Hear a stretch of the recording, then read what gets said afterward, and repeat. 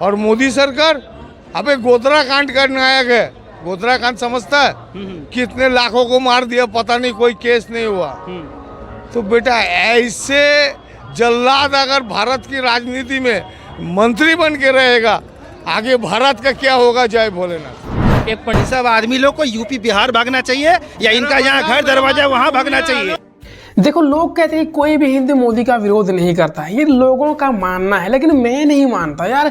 जो educated person है, जो पढ़े लिखे आदमी है, वो विरोध करते हैं मोदी जी का। और क्यों ना करे भाई साहब, जहां काम करना चाहिए वहां तो काम करते नहीं, और जहां पर नहीं करना चाहिए वहां पर ले दे के अपने टांग अड़ा देते हैं। इसीलिए जो एजुकेटेड पर्सन है वो उसका विरोध करते हैं, चाहे वो एक बाबा ही क्यों ना हो। मोदी सरकार अबे गोधरा कांड करने आया गया।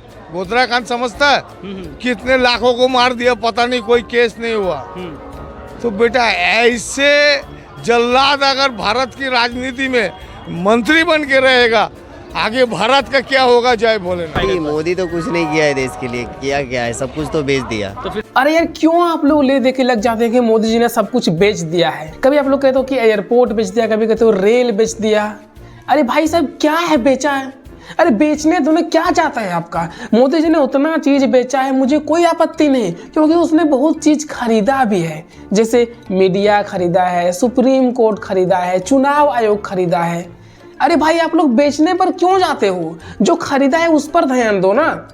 हाँ, मान लिए मोदी जी ने बेचकर कुछ गलत काम किया है, लेकिन इन सबको खरीद के भी तो अच्छे काम किए है ना। नहीं, लेकिन आपको ये अच्छाई तो दिखेगी नहीं। कौन आ रहा है 24 में? 24 में मोदी जी आ रहा है। क्यों कांग्रेस जो अभी अच्छा तादाद में जुड़ रहे हैं राहुल गांधी के साथ, नहीं लग रहा है कि नरेंद्र मोदी के रथ को रोक पाएंगे?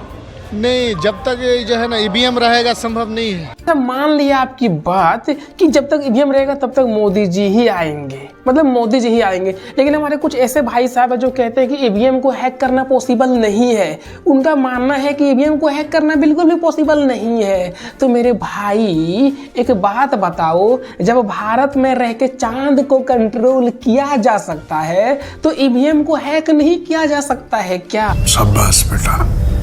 मतलब ईवीएम से मोदी जी जीते हैं? हाँ, ईवीएम भी फिर आएगा वही। मतलब ईवीएम के जरिए मोदी जी आ रहे हैं? हाँ, 100% आएगा। काम से मोदी जी के वोट नहीं मिलेगा? काम से नहीं, वो मतलब ऑटोमेटिक जब मशीन के कारण ही आएगा फिर। अच्छा, मोदी जी मतलब मोदी जी बोले हैं सबका साथ सबका विकास, सही है?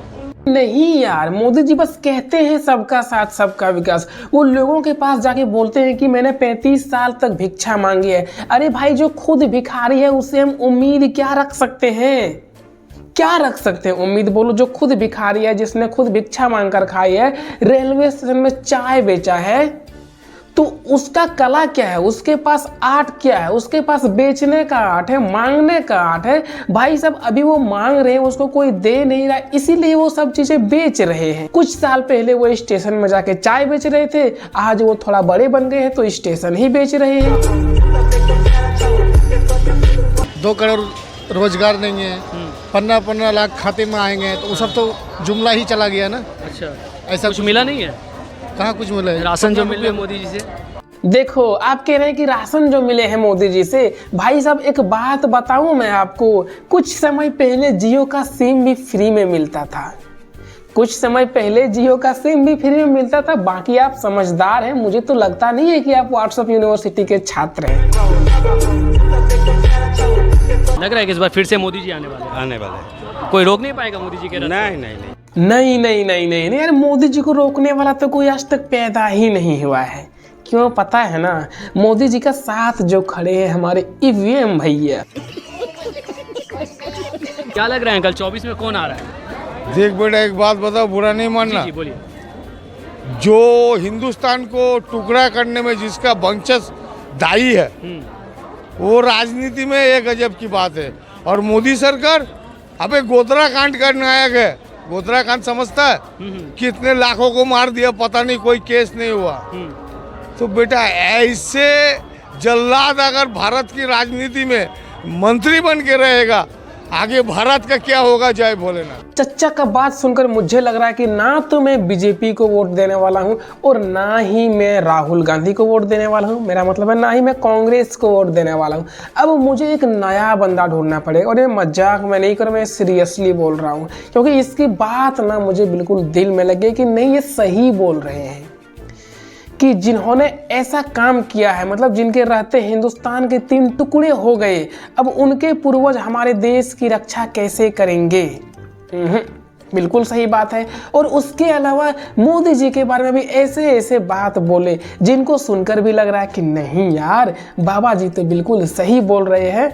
तो मेरा तो कंफर्म है कि इन दोनों में से मैं किसी को भी वोट नहीं देने वाला हूँ। 18 साल हो गया मेरा क्या? अच्छा, चेक करता हूँ 18 साल हुआ कि नहीं हुआ।